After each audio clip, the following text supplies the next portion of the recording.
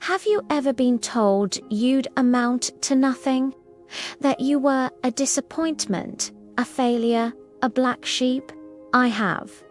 For years, that was the soundtrack of my life, a constant refrain from the very people who were supposed to build me up, my family.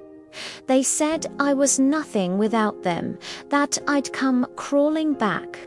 Well, they were half right. They did want me to come back, but not for the reason they thought. Growing up, my home was less of a sanctuary and more of a stage for constant drama. My parents' relationship was a roller coaster of fights and fragile reconciliations. My older brother, their golden child, could do no wrong. He was the smart one, the responsible one, the future they pinned all their hopes on. And me, I was the problem, the sensitive one, the dreamer, the one who didn't fit into their neat little box. If I got a B, it was, why wasn't it an A like your brother? If I was quiet, I was being moody. If I was happy, I was being naive. It felt like I was perpetually failing a test I never signed up for. The message was loud and clear. You are not good enough. You will never be good enough. The worst part was when they'd say, you'd be lost without us. We're the only ones who will put up with you. For a long time, a part of me believed it. Their words became the voice in my own head, a constant hum of spit. The breaking point came when I was 19. I wanted to go to art school, a dream I had quietly nurtured for years. To them, it was the ultimate act of rebellion and stupidity. An artist, how are you going to survive? You're throwing your life away. My father yelled. My mother cried, saying I was selfishly breaking her heart. My brother just smirked, probably enjoying the show. That night, amidst the screaming and tears, I was given an ultimatum: fall in line, go to business school like my brother, or get out. They were so sure I'd choose the first option. They had no idea how much I was suffocating, so I chose to get out. I packed a single duffel bag with a few clothes, my sketchbook, and whatever cash I had saved. As I walked out the door, my father's final words echoed behind me. Don't come crying to us when you're a starving artist on the street. You'll be nothing without this family. The door slammed shut, and for the first time, I felt a terrifying, exhilarating rush of freedom. The first few years were brutal. I won't lie. I worked 3 jobs: barista in the morning, retail in the afternoon, and waiting tables at night. I lived in a tiny apartment with 2 roommates and ate more instant noodles than I cared to remember. Every cent I saved went toward art supplies and community college classes. There were so many nights I'd collapse into my lumpy bed, exhausted, lonely, and wondering if my family was right. The voice of self-doubt was a monster I had to fight every single day, but something else was happening too. For the first time, I was surrounded by people who saw me. My art teachers encouraged my unique style. My friends from my odd jobs celebrated my small victories. I was building a new family, one I chose. One that didn't demand I be someone else. Slowly, painfully, I started to build a new voice in my head, one that was kinder, more patient, one that sounded like my own. I started small, selling sketches at local markets. Then I got a few commissions for portraits. I built a website, learned about marketing, and started sharing my work online. It was a slow, grueling climb. But every piece I sold, every positive comment I received, was a brick in the foundation of my new life. It wasn't about proving my family wrong anymore. It was about proving to myself that I could do it. Years went by. My small online shop grew into a full-fledged business.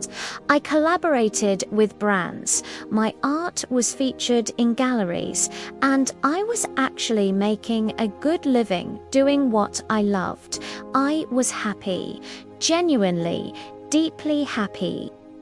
I had a partner who loved and supported me, a circle of incredible friends, and a career I had built from scratch.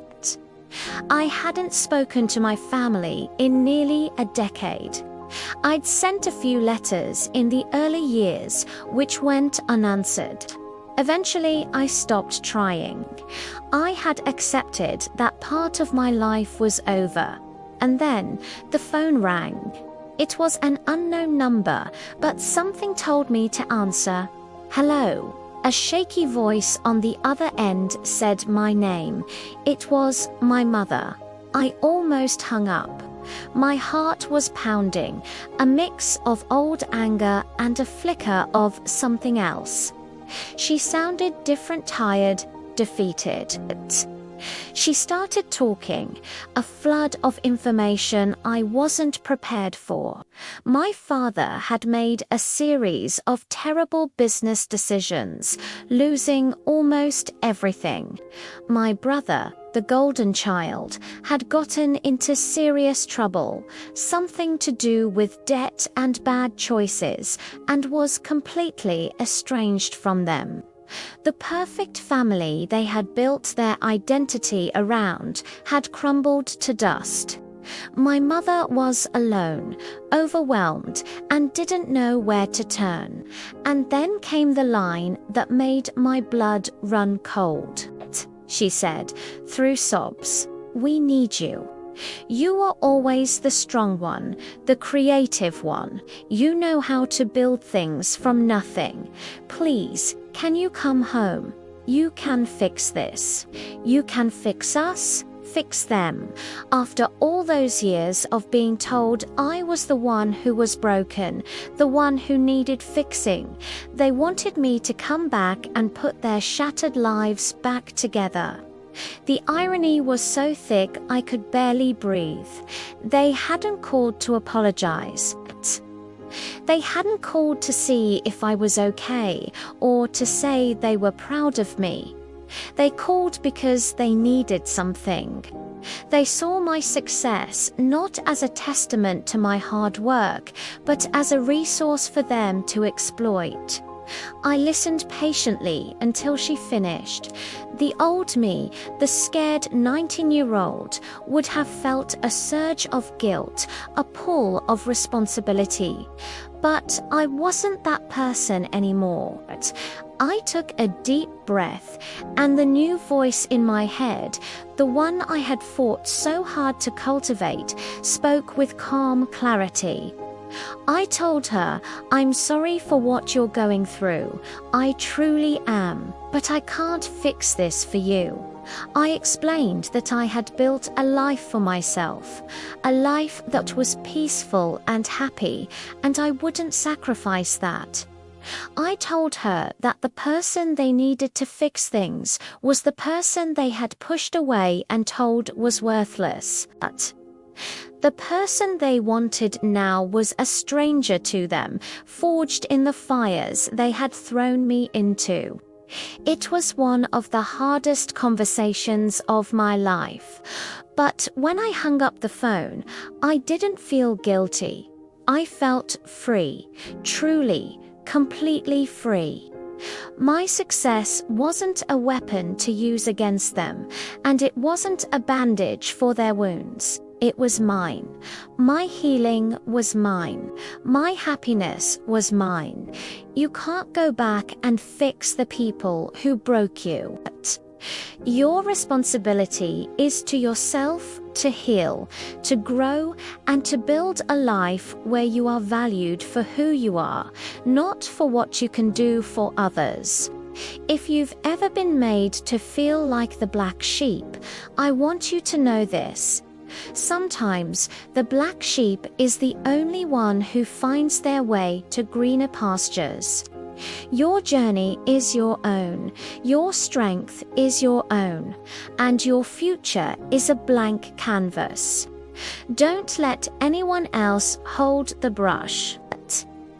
Thank you so much for listening to my story.